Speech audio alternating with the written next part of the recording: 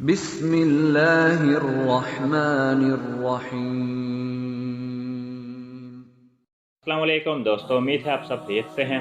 آج کی اس ویڈیو میں ہم آپ کو بنی اسرائیل کے 99 افراد کے قاتل کی توبہ کے بارے میں ایک واقعہ بتائیں گے، لیکن اس سے پہلے آپ سب سے گزارش ہے آپ ہمارے چینل کو سبسکرائب کریں اور یاد سے بیل آئیکن کو پریس کریں تاکہ آپ کو ہماری ہر نئی آنے والی ویڈیو کا نوٹیفیکیشن سب سے پہلے مل سکے۔ دوستو، مسلم بخاری میں بنی اسرائیل کے ایک قاتل کا واقعہ نقل کیا گیا ہے۔ حضور اکرم صلی اللہ علیہ وآلہ وسلم نے اللہ تعالیٰ کے یہاں توبہ کی قبولیت سے متعلق صحابہ کرام رضوان اللہ علیہم اجمعین کے سامنے بنی اسرائیل کے ایک قاتل کا نہایت خوبصورت اور ایمان افروز واقعہ بیان فرمایا کہ بنی اسرائیل میں ایک شخص چوری، ڈکیتی اور قتل میں بہت مشہور تھا اور نہایت معمولی بات پر کسی کو بھی قتل کر دیتا تھا۔ ہوتے ہوتے اس کے ہاتھ سے 99 افراد کا قتل ہو چکا۔ اس کے بعد اس کے دل میں احساس پیدا ہوا کہ مجھے بھی تو اللہ کے یہاں جانا ہے۔ یہ فکر بڑھاتا رہا اور لوگوں سے معلومات کرتے ہوئے ادھر ادھر پھرنے لگا کہ کیا میری توبہ قبول ہو سکتی ہے یا نہیں۔ کسی عالم شخص سے ملاقات کی فکر ہوئی کہ معلوم کیا جائے کہ ایسے شخص کی توبہ قبول ہو سکتی ہے یا نہیں۔ لوگوں نے ایک عابد شخص کے پاس جانے کا کہا تو اس شخص نے اس کے پاس جا کر مسئلہ معلوم کیا کہ کیا میری توبہ قبول ہو سکتی ہے اور کیا میری مغفرت ہو سکتی ہے جبکہ میں نے 99 انسانوں کی جان مار دی۔ تو اس عابد کو مسئلہ معلوم نہیں تھا، تو اس شخص نے اپنی عقل سے قیاس آرائی کہ جو آدمی 99 انسانوں کی جان مار سکتا ہے اس کی مغفرت کہاں ہوگی۔ چنانچہ اس نے کہہ دیا کہ تیری توبہ قبول نہیں ہوگی۔ تو اس شخص نے غصہ اور جلال میں آ کر اس کو بھی قتل کر کے 100 پورے کر دیے کہ جب میری توبہ قبول نہیں ہوتی تو لاؤ تجھے بھی ختم کر کے 100 پورے کر دیتا ہوں۔ چنانچہ اس نے 100 پورے کر دیے، مگر اس کے دل میں تردد باقی رہا کہ میری مغفرت کی کوئی شکل ضرور ہوگی۔ اس لیے اس نے لوگوں سے پھر معلومات کا سلسلہ جاری کر دیا کہ روئے زمین میں سب سے بڑا عالم کون ہے، اس سے جا کر معلوم کروں گا، وہی صحیح مسئلہ بتا سکتا ہے۔ آخر لوگوں نے اس کو بتلایا کہ فلاں جگہ ایک عالم رہتا ہے، اس سے جا کر معلوم کرو۔ چنانچہ اس نے اس عالم صاحب کے پاس جا کر اپنی زندگی کی کارکردگی سنائی اور 100 آدمیوں کو کس طرح سے قتل کیا ہے سارا کارنامہ سنا کر معلوم کیا کہ اب بتلائیے کہ میری توبہ قبول ہو سکتی ہے یا نہیں۔ کیا اللہ کے یہاں مجھ جیسے گناہ گار کے لیے بھی مغفرت کا کوئی خانہ ہے؟ تو اس عالم صاحب کو کیونکہ علم تھا تو اس نے بتلایا کہ تیرے گناہ معاف کرنے میں اللہ کے یہاں کیا رکاوٹ ہے۔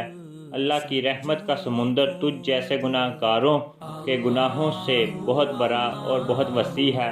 چنانچہ اس عالم صاحب نے کہا کہ تم فلاں جگہ سفر کر کے جاؤ، وہاں کچھ اللہ کے بندے رہتے ہیں، ان کا مشغلہ صرف اللہ کی عبادت ہے، ان کے ساتھ مل کر اللہ کی عبادت کرو اور نادم ہو کر اپنے گناہوں کی معافی مانگو، انشاءاللہ تمہاری مغفرت ہو جائے گی۔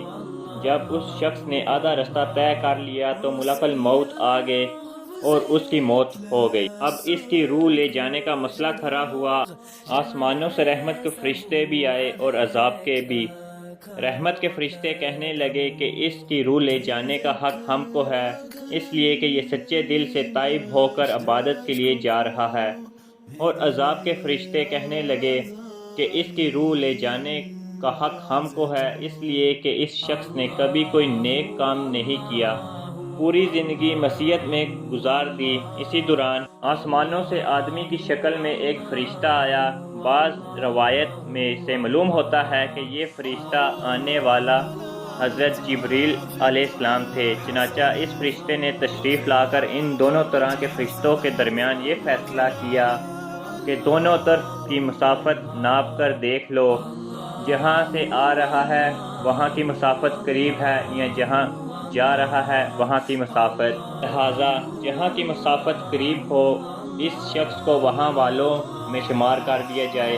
چنانچہ دونوں طرف کی زمین ناپ کر دیکھی گئی تو جہاں جا رہا تھا وہاں کی مسافت جہاں سے آ رہا تھا اس کے مقابلے میں صرف ایک بالشت قریب ہے، چنانچہ فیصلہ ہوا کہ مقام حیثیت سے مقام میں عبادت صرف ایک بالشت قریب ہے، اس لیے رحمت کے فرشتوں کو اس کی روح لے جانے کا حق ہوگا۔